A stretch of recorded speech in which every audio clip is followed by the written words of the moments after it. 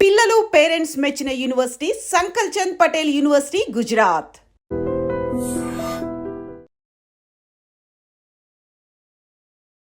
నమస్తే రమగారు. నమస్తే జయ. రమగారు, 3 పూట్ల ఆహారం తినటం మనకు అలవాటు. ఆహారం కూడా ముఖ్యంగా అన్నమే. ధాన్యం ఎక్కువ కదా రమగారు మనం తినేది, వరి కదా. అవును. ఇది ఎంతవరకు మనకి ఆరోగ్యానికి మంచిదంటారు? అంటే ఇది ఎవరైనా డాక్టర్లు చెప్తే మంచిది కదా, నేను చెప్పచ్చా? డెఫినెట్గా డాక్టర్ చెప్పేది డాక్టర్ చెప్తారు. జనరల్ వేలో మాట్లాడుకుంటాం కదా రమగారు, మనం ఏమి సైంటిఫిక్గా మాట్లాడట్లేదు.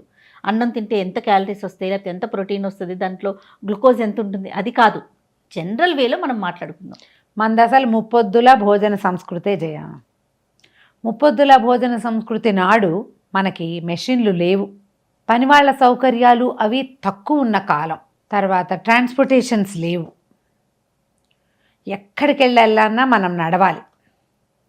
బాత్రూమ్కి 1కి 2కి వెళ్ళాలన్నా బాగా 4 బారాలు నడిస్తే కానీ కనీసం శారీర అవసరాలు తీసుకునే అవకాశం కూడా లేని కాలంలో ముప్పొద్దుల భోజన సంస్కృతి తెలుగువారిది. అవును. పైగా ధాన్యం ఇప్పట్లాగా కొట్టుకెళ్ళి తెచ్చుకునే వ్యవహారం కాదు. ఆనాడు చేలలోంచి ఇంటికి వస్తే ధాన్యం దంచుకోవాలి, చెరుక్కోవాలి. దంపుడు బియ్యం తినేవాళ్ళం. ఆ దంపుడు బియ్యం తినే రోజులో 3 పొద్దుల అంత తింటే అవకాశం ఉండదు. దంపుడు బియ్యం అన్నం తక్కువ తింటాం, కానీ తింటాం అన్నం 3 పూట్ల తినేవాళ్ళం. అన్ని పనులే, తోముకోవటం, తుడుచుకోవటం, కడుక్కోవటం, వాకిళ్ళు ఊడ్చుకోవటం, గళ్ళాపి చల్లటం, ముగ్గులు వేసుకోవటం. అవును రమగారు. మరి గొడ్డు గోదా ఉంటే పేడ పనులు, పాలు తీసుకోవటం, పొయ్యి అలుక్కోవటం, ఆఖరికి పొయ్యి వెలిగించుకునేది కూడా సమయం తీసుకునేదే. అక్కడి నుంచి దంచటము, చెరగటము, విసరటము, ఈ పనులు, కడగటం, ఎండబెట్టుకోవటం, అన్ని ఆహార పదార్థాలు నిలవబెట్టుకోవడానికి మనకు అవకాశాలు లేవు. ఫ్రెష్వి ఎప్పటికప్పుడు చేసుకోవటం, సంవత్సరం అంతా నిలవ ఉండటానికి 1-2 నెలలు పనిచేసేవాళ్ళం. ధాన్యం ఇంటికి వస్తే దాన్ని నిలవబెట్టుకోవడం పెద్ద ప్రక్రియ. ఇంటిల్లిపాది పనిచేసేవాళ్ళం. అవును. అసలు చిన్న పిల్లలైనా పనులలోకి దిగి పని చేయవలసిందే. నేను చెప్పనా, మేము ఆవకాయలు పచ్చళ్ళు ఎలా పెట్టుకునేవాళ్ళం అంటారు. అదే కుటీర పరిశ్రమల్లాగా ఉండేవి. ప్రతి ఇంట్లోనూ పని ఉండేది. కాస్త ఎక్కడికైనా వెళ్ళాలి అంటే కాలినడకన వెళ్ళాలి. అంత శ్రమ, శారీరక శ్రమ పుష్కలంగా ఉండేది. అప్పుడు మనం ముప్పొద్దుల అన్నం తిన్నా, పొద్దున్నే అన్నం తిని, మధ్యాహ్నం అన్నం తిని, రాత్రి అన్నం తిని కుదిరేది. ఈ రాత్రి అన్నాలు పొద్దుట అన్నాలు కూడా చూద్దాం. పొద్దున మనకలాగా బారెడు పొద్దెక్కాక లేచి తినేది అసలు లేనే లేదు. అవును. సూర్యుడి కంటే ముందు లేచేది, సూర్యుడితో పాటు అన్నం తినేది. మళ్ళీ మధ్యాహ్నం ఇంటికి ఎగిసాక సూర్యుడు, మిట్ట మధ్యాహ్నం అన్నం తినేది. సాయంకాలం సూర్యాస్తమయం అవ్వగానే గూట్లో దీపం, నోట్లో ముద్ద. రాత్రిపూట లైట్లు, దీపాలు, వ్యవహారాలు లేవుగా. చీకటి పడేసరికి అన్నం తినేసేవాళ్ళం. ఇప్పుడు ఎంతమందో చెప్పట్లేదా మనకి, రాత్రి చీకటి పడేసరికి అన్నం తినేయండి 7 లోపల. అవును. 6 o'clockకి అన్నం తినేయాలి, రాత్రి ఇంకేం తినకూడదు మీరు ఏం చేసినా సరే. పూర్వం రాత్రిళ్ళు తినడానికి ఇలాగా ఫ్రిడ్జ్లా, పాడా, మనకి డబ్బాలా, స్నాకింగ్గా, టిఫిన్లా, ఎక్కడి నుంచైనా తెచ్చుకు తింటాలా, కొనుక్కోవటం ఏముంది? ఏమీ లేదు. సాయంకాలం తిన్నదే రేపొద్దుటి దాకా ఇంచుమించుగా ఈ 12 గంటలు ఇప్పుడు తిన్నదే ఆహారం. టిప్పింగ్ అసలు లేదు కదా, కొంచెం కూడా స్నాకింగ్ లేదు. పైగా ఇంత నడిచిన మీదట శరీరానికి కావలసిన ఆహారాన్ని ఏది తీసుకుంటే దాన్ని శరీరం శోషించేది, పీల్చుకునేది బాడీ. ఆ కాలంలో ముప్పొద్దుల భోజనం ఉండేది, దానికి అది కరెక్ట్. ఇప్పుడు కూడా మనం ముప్పొద్దుల భోజన సంస్కృతిలోనే ఉన్నాం. ఏం చేస్తాం? మార్నింగ్ బ్రేక్ఫాస్ట్ చేస్తాం, మధ్యాహ్నం లంచ్ చేస్తాం, ఈ రాత్రి డిన్నర్ చేస్తాం. ఈ మధ్యలో స్నాకింగ్ ఉంటుంది మనకి. మధ్యాహ్నం లంచ్కి, రాత్రి డిన్నర్కి మధ్యలో ఈవినింగ్ స్నాక్ ఏదో ఒకటి తింటూనే ఉంటాం. అందుకని మనం ఏం చేస్తున్నాం, ఇప్పుడు చాలామంది చేసే పద్ధతే ఇది. బ్రేక్ఫాస్ట్ హెవీగా తింటారు, లంచ్ కొంచెం అన్ని ఫుల్గా, డిన్నర్ లైట్ డిన్నరే ఇప్పుడు మన పద్ధతిగా కనపడుతుంది. మీరు అన్నమే తింటారు అనుకుందాం, ఒకవేళ పెంద్రాళ్ళే తినేయటం, తక్కువ తింటాం. మధ్యాహ్నం తిన్న రకాలు ఏవి తినకూడదు, ఓన్లీ 1 అన్నం లేదా 2 అన్నాలు మాత్రమే, అంతే తింటే సరిపోతుంది. ముప్పొద్దుల భోజన సంస్కృతే ఉంటుంది. మన వాళ్ళు ఏం చేస్తున్నారు, అన్నం తినని వాళ్ళందరూ ఏ రొట్టెలో తింటాం, ఏ ఉప్మావో తింటాం, తేలిగ్గా కిచిడీ లాంటివి ఏమైనా చేసుకోవటం. అది కూడా రాత్రి 10 గంటల దాకా కూర్చోకుండా పెందరాళ్ళే 7కో 8కో తినేస్తే మన శరీరం అరగడానికి, మనం పడుకునే లోపల అన్నం ముప్పాతిగా అరిగిపోతుంది. ఆలోచించి ప్లాన్ చేసుకోండి. ఎప్పుడైనా మీరు అన్నం తగ్గించి ఆహారం మానేసి శరీరాన్ని బాగా శుష్కింపజేసి సన్నబడితే గనక ఎప్పుడైనా ఓ గుప్పెడి తినంగానే ఓ పుంజీడు వస్తుంది ఒళ్ళు. 4 రోజులు చీటింగ్ చేసామా ఒళ్ళు వచ్చేస్తుంది. పైగా ఆహారం కోసం శరీరం ఆవురావురు మనిపోతూ ఉంటుంది. అవునండి, ఆవురావురు మని నువ్వు ఇంత ఇచ్చినా అదంతా ఫ్యాట్స్ కింద నిల్వ చేసేసుకుంటుంది. అలమటించిపోయి దాచేసుకుంటుంది, ఫ్యాట్స్లోకే దాచేస్తుంది. దాన్ని అలమటించిపోయేలాగా చెయ్యొద్దు. వేళకి అందిద్దాం కాకుండా క్వాంటిటీ తగ్గించమంటారు. క్వాంటిటీ తగ్గించండి, క్వాలిటీ ఉంచుకోండి. శాంతం మానేయొద్దు అంటారు. ఎప్పుడు మానకూడదు జయ. శరీరం అలమటించిపోతుందమ్మా ఆహారానికి. చాలా తప్పు. ఆత్మారాముడిని శోభించనివ్వకూడదు. అట్లా తినాలి, కానీ చీట్ మీల్ తినచ్చు. అంటే ఏంటి? అన్నంలాగా అనిపించేవి తినచ్చు, పొట్ట నిండేదాన్ని తినచ్చు, బరువైంది కాకుండా తేలిక దాంతో నింపచ్చు. బోలెడన్ని మెథడ్స్ వచ్చినాయి, బోల్డంత ఐడియాలజీ వచ్చిందమ్మా ఇప్పుడు, చాలా వచ్చింది. మీరు అన్నం తినాలంటే అన్నమే తిందామని మీకుంటే గనక ఎన్ని రకాలు వచ్చినాయి. చిరుధాన్యాలు బోల్డ్ దొరుకుతున్నాయి. పొద్దునే వండేసుకోండి, సాయంకాలం అంత చిరుధాన్యం అంతుంది. కొర్రలు అన్నం, దాంట్లోకి కూర వేసుకోండి, పులుసు పోసుకోండి, అందులోనే పెరుగు పోసుకోండి. 3 అన్నాలు తిన్న ఫీలింగ్ వస్తుంది. ఇన్ని పదార్థాలు చేరి పొట్టకు హెవీగా ఉంటుంది. దాంతోపాటు ఏవో కొంచెం పచ్చికూరలు తింటామో, పళ్ళు తింటామో. మళ్ళీ రాత్రిపూట పళ్ళు తినకూడదు. మనకి డయాబెటిక్ ఉంటే, డయాబెటిక్ అయితే కనుక మనము కొన్ని రకాలు తినకూడదు. మనకి థైరాయిడ్ ఉంటే కొన్ని తినకూడదు, అసిడిటీ ఉంటే కొన్ని తినకూడదు. ఇవన్నీ సార్వజనీనంగా ఒకే ఐడియా కాదు కదా. నీ రకం వేరు, నా రకం వేరు. ఖచ్చితంగా. అవునా కదా? ఆలోచించండి. మీ శరీరానికి సరిపడేది, మీకు సూట్ అయ్యేది, మీకు అలవాటైంది, మీ చిన్నప్పటి నుంచి మీరు తింటున్నది. చిన్నప్పటి నుంచి తినే వాటిని మానేసి పూర్తిగా ఎంటైర్లీ కొత్త వాటిని తినే పద్ధతి ఇప్పుడు వచ్చింది. అవును, అన్నం పూర్తిగా ఎత్తేస్తాం. మనమే కాదు, మన నాన్నలు, తాతలు, ముత్తాతలు కూడా అన్నమే తిన్నారు.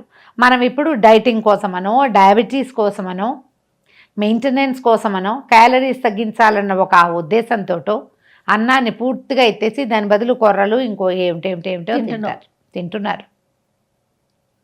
నేను దాన్ని నమ్మలేం జయ. ఏమిటో మనం అమ్మ కోసం అలమటించినట్టుగా అలమటించిపోతుందా మా శరీరం అన్నానికి. ఎప్పుడే చూస్తే తీసేసుకుందాం అనిపించేస్తుంది. కాదు, నేను చాలా స్ట్రిక్ట్గా ఉంటానంటారు. ఎందుకు అంత పొట్టని శోషింపజేయాలో నాకు అర్థం కాదు. అంత స్ట్రిక్ట్ ఎందుకంటే, అంత బాధ పెట్టడం ఎందుకు? ఓ పూటైనా అన్నం తినచ్చుగా కనీసము. కరెక్ట్. 2వ పూట తినండి. కొర్రలో 5 వచ్చినాయి కదా, అండు కొర్రలు బోల్డ్ ఉన్నాయి, అప్పుడు తినచ్చుగా. కరెక్ట్ అండి. ఆలోచించండి. ఇందులో మళ్ళీ పిల్లల్ని, వృద్ధుల్ని చేర్చకండి. పిల్లలకి జంక్ పెట్టకూడదు అంతే. కానీ కాబ్స్ అన్నం ఇవ్వకుండా ఓట్స్ పెడతా, అవి పెడతా, అలాంటివి చేయపోకండి. హాయిగా అన్నం పెట్టండి. అవును, సుఖంగా అరిగిపోతుంది. దాంతో బలం రాదు, బలం లేదు. బలం వచ్చే సాధనం ఇంకోటి పెట్టండి. దాంట్లో బలం వచ్చే సాధనాలు అన్నాలు కాదు, కొర్రలు ఇవి కూడా బలం వచ్చే సాధనాలు కావు. అన్నానికి భిన్నం కదా అవి. ఏం చేస్తున్నావు? దేనితోటి వస్తాయి అవన్నీ? కూరలతోటి, పప్పులతోటి, మీరు పైనిచ్చే అనుపానాలతోటి బలం వస్తుంది. బైండింగ్ మాత్రం అన్నమే పెట్టుకోండి. ఇంత పెట్టద్దు, అంత పెట్టండి. పోని కొంచెమే తక్కువ పెట్టుకోండి. అంత పప్పు వేసుకుంటే అందులో సగమో అంతేనో అన్నం పెట్టుకోండి. పాత పద్ధతి ఏంటి చేయ? అంత అన్నం, అంత పప్పు, ఆ మాత్రం కూర, ఓ ఇంత పచ్చడి ఉండేది. ఇప్పుడు ఏం చేస్తున్నారు? అన్నం ఇంత, కూర ఇంత, ఇవింత, ఇలా పెద్ద పెద్ద పోర్షన్స్లో దాన్ని ఉంచండి. అన్నం పరబ్రహ్మ స్వరూపం, దాని నుంచి పక్కకి వెళ్ళిపోకండి. మీకు ఎన్ని కొత్త దేవుళ్ళు వచ్చినా లోపల వ్యవస్థితుడుగా ఉండే పరమాత్మ ఒక్కడే.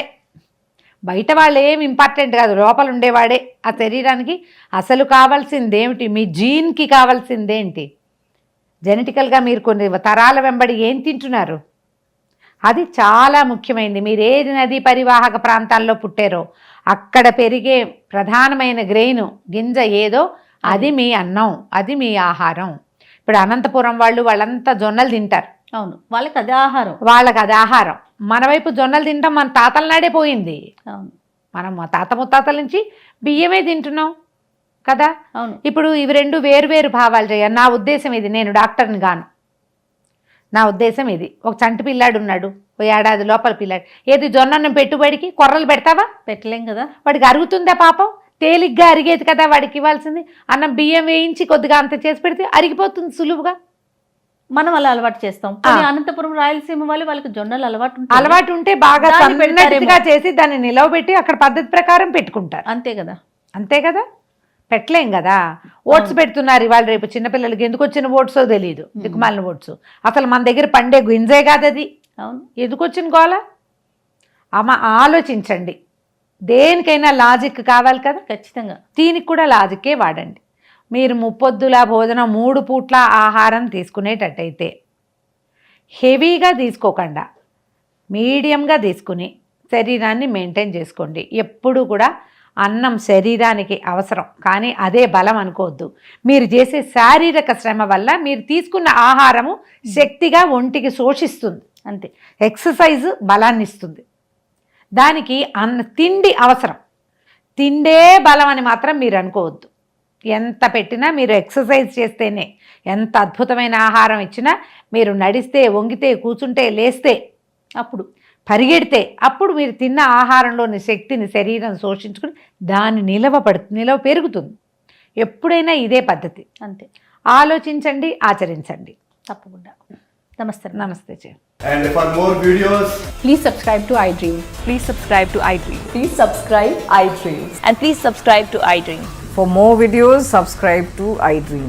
please like, share and subscribe to the channel. Congratulations, iDream. Subscribe to iDream. Subscribe to iDream. So subscribe to iDream Media. iDream ki iDream team andarki huge congratulations. Please subscribe iDream Media. Please subscribe to iDream. Subscribe iDream. Please subscribe to iDream. iDream అంటే నా కళల channel subscribe చేసుకున్నారు, నోరు తిరుగుతలేదు. మీరైతే గంట గుర్తు కొట్టండి. For more such videos, please subscribe to iDream. Subscribe to iDream. Please subscribe to iDream. Please subscribe iDream Media. Please do subscribe to iDream. Please subscribe to iDream Media. For best entertainment and information, please subscribe iDream. And don't forget to subscribe to iDream.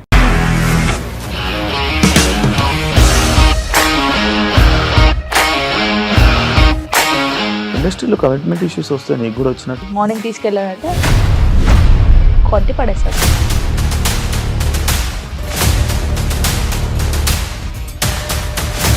ఒక్కళ్ళు కూడా చూడలేదు ఈ cinema అని చెప్పడానికి కూడా చాలా ధైర్యం కావాలి. అది నిజం కదా, దాంట్లో ధైర్యం ఏంటి?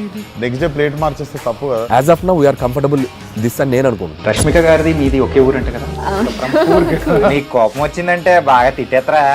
తిట్టేద్దామండి. నిజంగా గేమ్ ని ఎలా చేంజ్ చేయగలిగారు? ఏపీఎస్ఎఫ్సి వాళ్ళకి 6 నెలల్లో నేను 6 లక్షలు కట్టా. బిజినెస్ చేయాలనుకుంటే it is as difficult as riding a tiger.